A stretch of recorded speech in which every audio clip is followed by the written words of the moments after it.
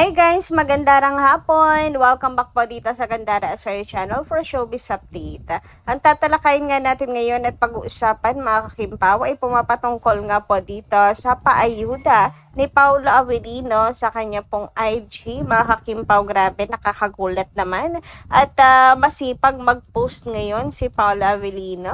Hoy, bakit kaya? Anong meron? May pustahan na naman sila. Charot. Anyway, grabe, sobrang saya po ng puso ng Kim Paulanjas ngayon. Kaya naman di po natin yan palalagpasin. Pag-uusapan po natin yan mga kakimpaw. Pero bago tayo magsimula, sa mga hindi pa po nakaka-subscribe sa ating channel, pakiclick lang po tayo natin subscribe button at notification bell na nariyan po sa baba para maging updated po kayo at ma-notify tuwing may bago tayong chika at balita. Maraming salamat! And ngayon naman, dumako po tayo at pag-usapan ang comment na napili nating basahin ngayon mga kakimpaw mula sa ating mga subscribers tungkol sa mga previous update natin bilang pasasalamat na walang sawang pag-support at pagtutok sa ating mga balita. So, ang comment na napili natin ngayong hapon ay mula po kay Ginang EA. Shoutout po sa iyo, madam. Sabi niya, "Love you so much, Kim Pao. Ang sarap tingnan ng Kim Pao. Super sweet sila. Lalo na si Pao, laging akap at holding hands. Hawak lagi ni Papi si Babe Kim. Ang ganda ng desisyon ng Kim Pao na i-private ang love ng Kim Pao but not secret. Happy kaming solid Kim Pao supporters and seniors. Ang cute ng mag-asawa. Fresh na fresh and blooming sila ngayon.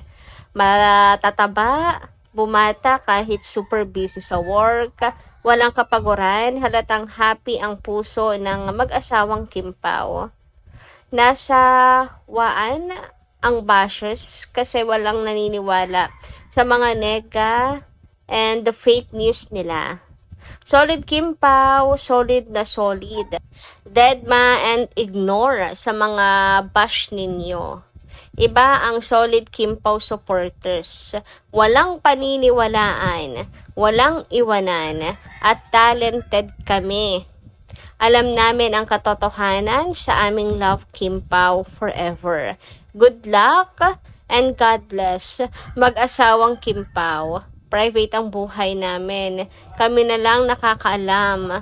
Sigurado na po ang Kim Pao, ang special na tao, nakokompleto ng happiness natin. Wala nang iba. Ang napakabait, napakaganda. Ang nag-iisang Queen Kim Chu. Sabi ni Daddy Pao, sweetness lovers. Kim Pao, God loves Kim Pao forever and ever. God bless. Ako mukhang naalala pa ni Miss EE yung pagpapakilala ni Paolo Avellino kay Kim. Ang espesyal na tao na kukumpleto sa happiness nating lahat. Walang iba kundi si Kim Chu. So, ayan. Pero totoo naman, ang sinabi ni Ginang EE na kapag kampante ka nga and solid, ay hindi ka maniniwala basta-basta na lang sa mga intriga, lalo na po at hindi magaganda kay Kim and kay Paolo Avellino. Kumbaga, hindi na po matitinag ano pa man po ang sabihin ng iba. Lalo na kapag may nililing kay Kim and Paolo Avellino. Alam niyo naman, si Pao mayroon pong chika na mayroon pong babaeng gamer na jowa. Si Kim naman, makikipagbalikan daw kay Gerald daw. Maraming ganyan chika. Pero kapag kakampante ka, tatawanan mo na nga lang and hindi ka madadala sa anuman mga sinasabi ng iba. 'Di ba? Totoo naman talaga. Kumbaga, tayong mga solid, pinagpipray na lang po talaga na marami pang blessings na dumating sa buhay ng Kim Pao because they deserve it naman, mga ka-KP. And magmahalan lang po sila ng wagas. And wag pong iiwan ni Pao si Kim, wag na wag niyan sasaktan. Kasi patatlo na to ni Kim baka mamaya madala na umibig mga kakimpaw. Sabi nga ni Kim, sana this time, tama na. Kasi isip na niya yung kanyang pinagana mga kakimpaw. Hindi na lang basta nagpahulog sa puso. Ayun.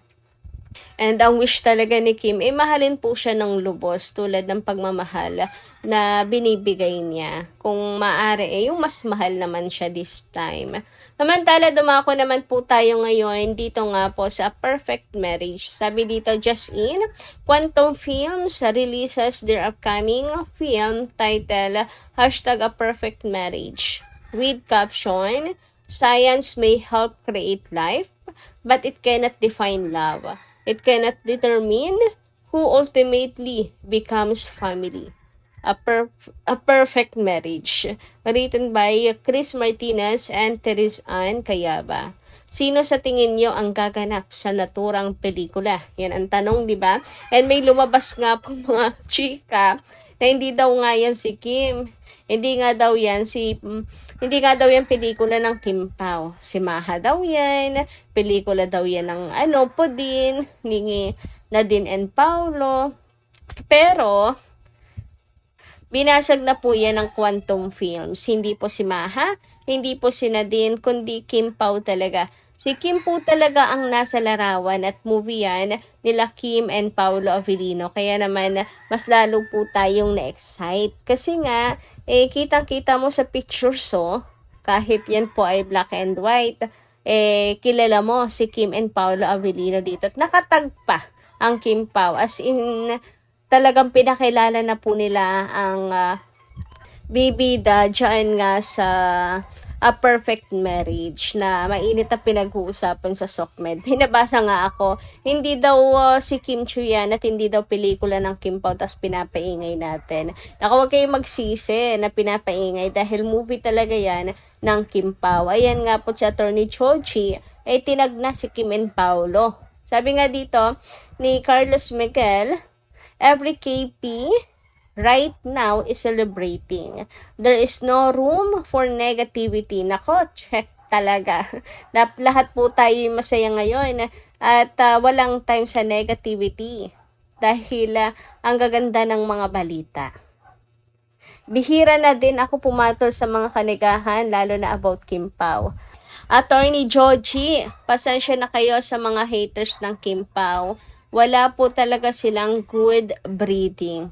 Kaya nga, may pag-comment pa sa post ni Attorney Joji. Ang kakapal ng mukha, mga Hakimpawa. Buti na lang talaga at pinatulan din ni Attorney at sinabi na malaya sa katotohanan ang kanyang sinasabi na ayun ginagamit nga daw yung buntis issue para sa promotion.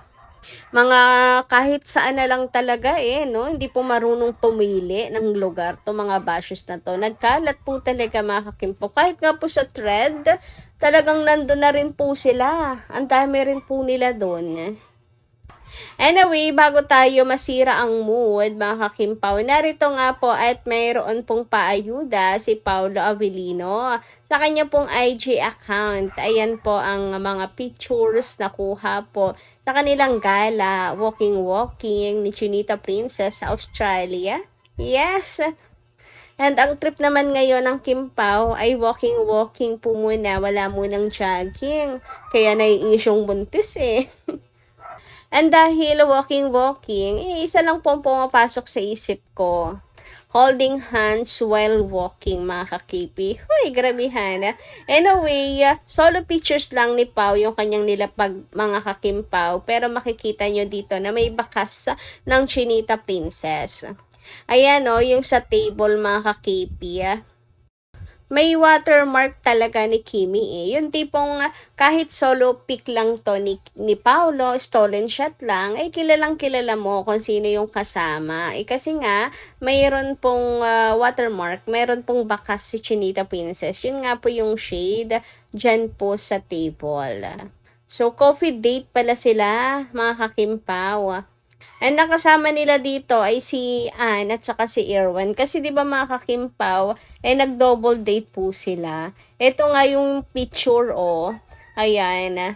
Kasama po dito ni Kim and Paolo ang mag-asawang Yusap. And ito yung shade na gamit ni Kim. Yan yung nasa table So, hindi po talaga matatanggi yan ni Paolo Avellino. Hindi naman kasi talaga niya itatanggi. Kasi katunayan po niyan, ay pinagsisigawan pa nga niya ang relasyon nilang dalawa ni Kim Chiu. Napapadalas na po kasi ang pagpo-post ni Paolo Avellino ng ayuda, ng mga pruweba ng date nilang dalawa. So, ayan mga kakimpaw, di ba? Yung shades dito sa table, yan yung suot ni Kimi.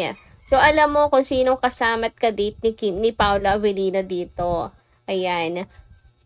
So, yan yung coffee date nilang dalawang magjosawa. Huy, grabehan naman nga yun. Buti nga po si Kim, mahilig pong mag-picture-picture at favorite po talaga niyang kunan si Paolo Avellino ng mga stolen shots. Kaya ayan, meron pong pang-post si Papi Pau. Ngayon, ang tanong lang, kaninong phone ang gamit ni Kim at bakit si Pau ang nakapag-post nito? So, hiraman din sila sa cellphone, ganun. Or in-airdrop na lang to mga kakimpaw. Pero mas gusto kong isipin na gamit ni Kim na phone ay yung kay Paolo Avellino pang picture-picture. Para magjosawa coded, ganon. Anyway guys, hanggang dito lang muna ang ating update. Maraming salamat po sa inyong pakikinigan. Kita-kas po muli sa susunod natin chika. Maraming salamat!